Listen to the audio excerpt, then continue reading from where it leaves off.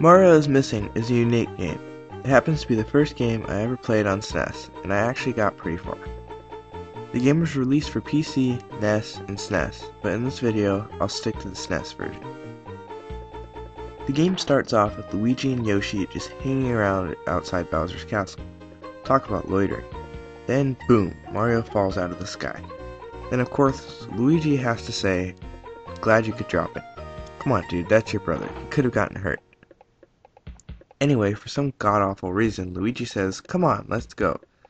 I'm not sure where they're going. I'm not sure why they think Bowser's front yard is a good place to meet up. I don't know why Bowser's castle is in Antarctica. Yes, all the levels are based on places in the real world. Bowser's castle being in Antarctica, the first level being in San Francisco.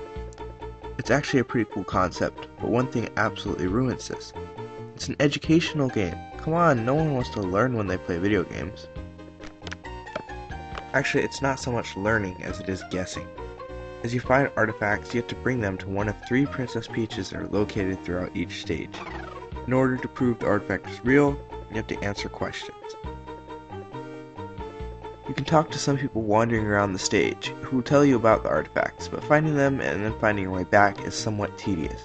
No matter where you are, the whole stage looks the same, and you'll have to look at your map to find out where you are. Your best bet to complete the levels quickly would be to simply find the artifacts and then guess on the answers. All of the questions are based on real places, so it's possible you already may know the answer to some of the questions, especially if you're an older player. Before I give this game a rating, keep these things in mind. This isn't quite a real game, it's educational, and I personally really don't like the SNES.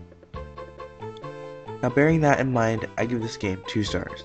It kept my attention for a day or two, but when it comes down to it, it's an awkward game. There's no real action except for the boss battles, which aren't much of a challenge. For lazy players, it changes from an educational game to a frustrating guessing game. And above all, I mean, come on. These characters up until now were locked away in Mario Land and somehow escaped, and now they're roaming the real world. It just seems weird to me.